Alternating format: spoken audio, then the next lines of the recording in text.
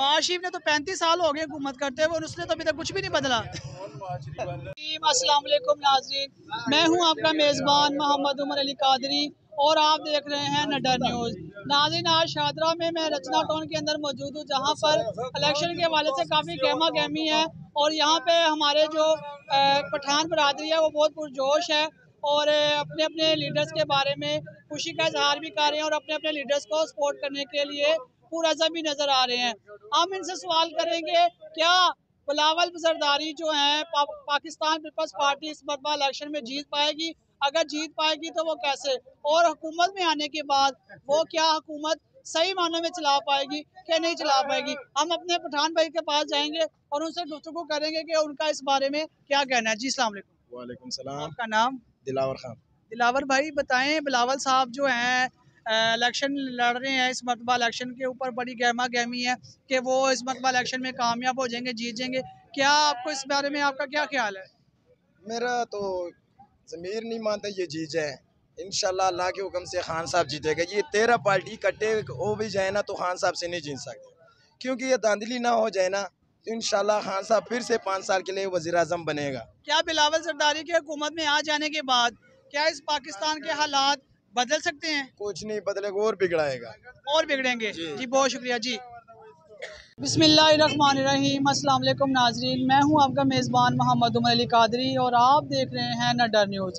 नाजरीन, मैं आज शादरा के एक ऐसे गुंजान इलाके में मौजूद हूं जहां पर काफ़ी रौनक और गहमा गहमी देखने को मिलती है और इस इलाके का नाम रचना टाउन कहलाता है। आज हम यहाँ पे हाजिर हुए हैं ताकि लोगों से जान सकें उनकी राय कि उनका मौजूदा हुकूमत के बारे में और आइंदा आने वाली हुकूमत के बारे में क्या कहना है। आइए चलते हैं अवाम की तरफ और उनसे जानते हैं कि उनका हुकूमत के बारे में, महंगाई के बारे में और आइंदा आने वाली हुकूमत के बारे में क्या कहना है। और इसके साथ साथ हम ये भी उनसे सवाल करेंगे कि इलेक्शंस के बारे में वो क्या कहना चाहते हैं। अस्सलाम वालेकुम। वालेकुम सलाम। कैसे हैं आप? शुक्र अल्लाह का। आपका नाम? शहजाद। शहजाद भाई, अब आपको पता है कि हर जगह पे ये गहमा गहमी सुनने को भी मिल रही है और देखने को भी मिल रही है कि पाकिस्तान पीपल्स पार्टी की हुकूमत आने को है, आने को है, आने को है। क्या आप इस बारे में हमारे नाज़रीन को बताना चाहेंगे कि वाकई पाकिस्तान पीपल्स पार्टी को आना चाहिए? क्या बिलावल भुट्टो जरदारी इस लायक हैं कि वो हुकूमत कर सकें? ना ਸਾਨੂੰ ਯਾਰ ਦਿਲਚਸਪੀ ਨਹੀਂ ਰਹੀ ਹੈ ਹਕੂਮਤਾਂ ਦੇ ਵਿੱਚ, ਹੁਣ ਜਿਹੜਾ ਨਾ ਜ਼ਲੀਲ ਇੰਨਾ ਕੁ ਹੋ ਗਏ ਆ, ਹੁਣ ਦਿਲਚਸਪੀ नहीं रह गई तो ना ही आ सकते हैं। बिलावल भुट्टो के बारे में कुछ बताएं। वो इलेक्शन में हिस्सा ले रहे हैं, वज़ीर आज़म की सीट पर खड़े हो रहे हैं। खड़ा तो हो रहा है लेकिन मुश्किल है। क्या वो हुकूमत में आ जाने के बाद अगर वो हुकूमत में कामयाब हो जाते हैं, वज़ीर आज़म पाकिस्तान बन जाते हैं, क्या वो वाकई पाकिस्तान के हालात को बदल देंगे? नहीं बदलेंगे। क्यों? इसकी क्या वजह है? ये नवाज शरीफ भी बदलेगा जी। ये नवाज शरीफ भी बदलेगा। नवाज शरीफ ने तो 35 साल हो गए हुकूमत करते हुए और उसने तो अभी तक कुछ भी नहीं बदला। हाँ यार इसका मुझे पता नहीं है। जी आप साहब, आप बताइए। आप चूँकि बाशराबी हैं और बात तजर्बाकार भी हैं, आप बताइए कि पाकिस्तान पीपल्स पार्टी की जानिब से बिलावल भुट्टो जरदारी इलेक्शन लड़ रहा है, क्या उसके इलेक्शन लड़ने के बाद पाकिस्तान के हालात बदल जाएंगे? मेरे ख्याल से नवाज शरीफ के आने से बदलेंगे। नवाज शरीफ के आने से तो पहले भी नहीं बदले, अब क्या बदलेगा? पहले और बात थी, अब उन्होंने सारा कुछ देख लिया ना, तो उसकी वजह से मेरा ख्याल है कि पहले से बेहतर हालात वही कर सकते हैं और कोई नहीं कर सकता। नवाज शरीफ ने तो, शहबाज शरीफ ने तो आटे के पीछे लाइनें लगवा दी।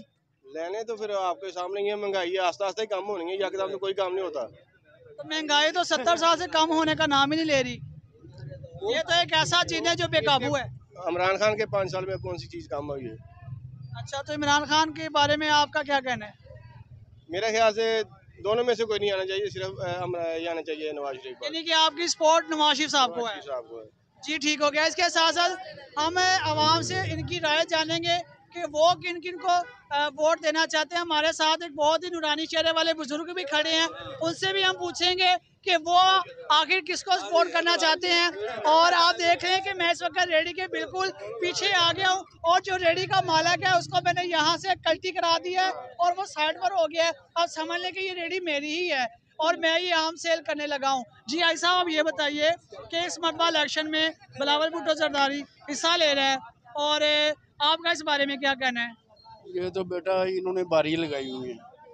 जो हुकूमत चलाने के काबिल था उसको इन्होंने खुटे लाइन लगा दिया, वो था इमरान खान। ये तो 35 साल से लगे जा रहे हैं, नवाज शरीफ जरदारी। उन्होंने तो इसका जो है ना खाना ख़राब कर दिया, पार्टी का खाना ख़राब कर दिया। हमारे हिसाब से दोनों बेकार हैं।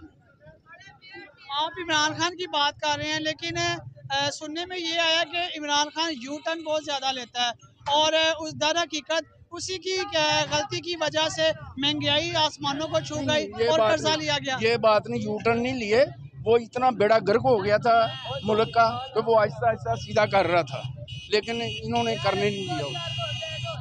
वो आप खुद देखें, उसकी पूरी पार्टी को इतना इन्होंने स्ट्रगल किया, उन्होंने वो सब बेकार कर दिए। इन्होंने इतनी दहशत, इतने पर्चे काट रहे हैं वो।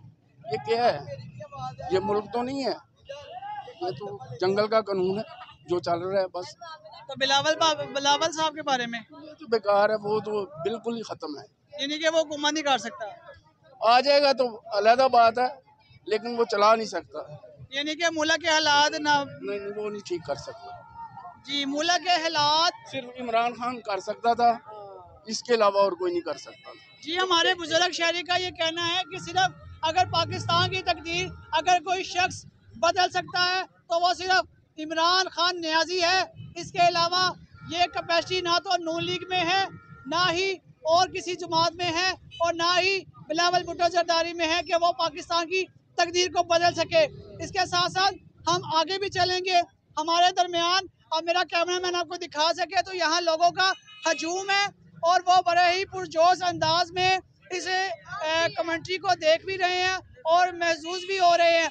हम लोगों की तारीफ जाएंगे और उनसे पूछेंगे क्या पीपल्स पार्टी को इलेक्शन में जीत जाने के बाद क्या पाकिस्तान का नसीब बदला जा सकता है कि नहीं। क्या गरीब अवाम पाकिस्तान की, लाचार अवाम पाकिस्तान की, बेसहारा जो हैं, उनका मुस्तकबिल का फैसला आने वाले वक्तों में अच्छा साबित हो सकता है। जी, इस वक्त हमारे साथ मोहम्मद इकबाल साहब मौजूद हैं जो अपने तासुरात का इजहार करना चाहते हैं बड़े वालहाना अंदाज में। हम उनसे सवाल करेंगे कि इकबाल साहब हमें बताएं, क्या बिलावल भुट्टो जरदारी इस पाकिस्तान के मुकद्दर को जो है बदल सकता है कि नहीं? जी, बदलेगा इंशाअल्लाह ताला। कैसे? ऐसे ही जिस तरह दी मां ने बदलिया सी, आहो जिस तरह भुट्टो ने बदलिया सी उस तरह ही ये बदलेगा। इमरान खान अगो लिया तो फिर एक पासे और अग लवा दियो, सब कुछ तबाह करा दियो इमरान खान दे अगे। ये बिलावल शहबाज शरीफ ये दोवें मुल्क बदलणगे, और नहीं कोई बदल सकता।